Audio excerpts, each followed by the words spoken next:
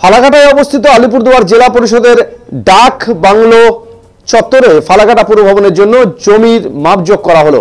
Chairman প্রদীপ কুমার মোহরি বলেন, অনেকদিন ধরে জেলা পরিষদকে আবেদন করা হচ্ছিল জেলা পরিষদের ডাক বাংলোতে পুর ভবন নির্মাণের জন্য জমি দেওয়ার জন্য। অবশেষে এদিন জমি মাপা হলো। 100 ফুট বাই 175 ফুট জমি ভবন নির্মাণের জন্য দেবে জেলা পরিষদ। জেলা পরিষদের পক্ষ থেকে দীর্ঘ মেয়াদী লিজ দেবে জমি। এই লিজ পাওয়ার পরে এখানে ভবন নির্মাণের কাজ শুরু হবে। উপস্থিত ছিলেন জেলা পরিষদের সভাধিপতি স্মিতা শৈব, মেন্টর গঙ্গাপ্রসাদ শর্মা, ফালাকাটা পৌরসভার চেয়ারম্যান প্রদীপ কুমার মোহরি, জেলা পরিষদের বাস্তুকার সহ প্রমুখ আধিকারিকরা।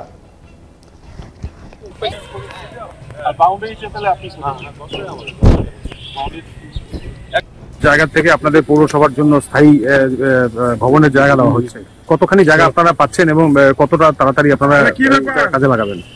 দীর্ঘদিন যাবৎ এটা ফালাকাটা পৌরসভা দাবি করে আসছে আলিপুরদুয়ার জেলা পরিষদকে তাদের ডাক বাংলোতে একটা অংশ জমি দেওয়ার জন্য, যাতে আমরা আমাদের অ্যাডমিনিস্ট্রেটিভ বিল্ডিং এখানে করতে পারি। দীর্ঘ প্রতীক্ষার পর আজকে জেলা পরিষদের সভাধিপতি তারা সবাই এসছেন, সহসভাপতি এসছেন, তারা একটা জমি মাপ করেছে।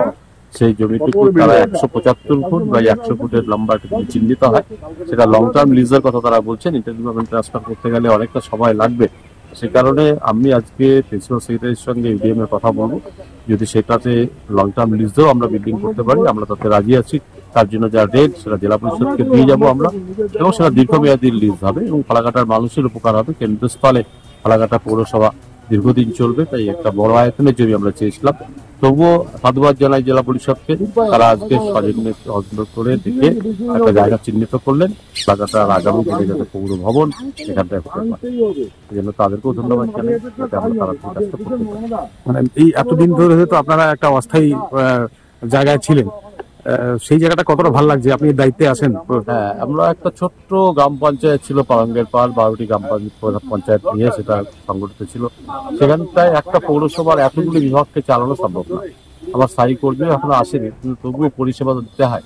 সেই পরিষেবা দিতে গেলে ওখানটা বসবার জায়গা নেই, যেরকম আমার নিজেরই কোনো ভালো। আমরা সেভাবে চালাচ্ছি, কষ্ট হবে স্বাভাবিকভাবে, শুরুমাত্র হয়েছে।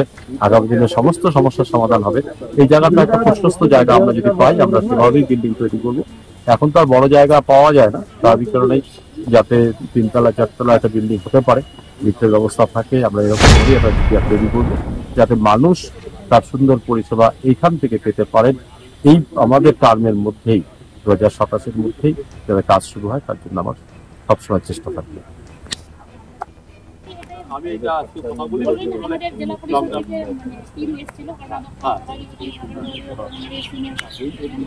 জন্য আপনারা একটি জায়গা, আপনাদের জেলা পরিষদের জায়গা আপনারা পরিদর্শন করলেন, কি বলবেন, কি পরিস্থিতিতে আসে ব্যাপারটা যদি একটুখানি আমাদেরকে বলেন আর কি?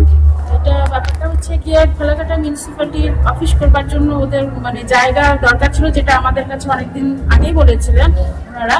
তো আজকে আমরা সমস্ত আমাদের জেলা পরিষদের সমস্ত টিম আমরা অ্যাডমিনিস্ট্রেটিভ লেভেলে যতজন আমরা ছিলাম, আমাদের অফিসাররাও গিয়েছিলেন এবং আমাদের কর্মকর্তা থেকে শুরু করে অন্যান্য মেম্বাররাও গিয়েছিলেন।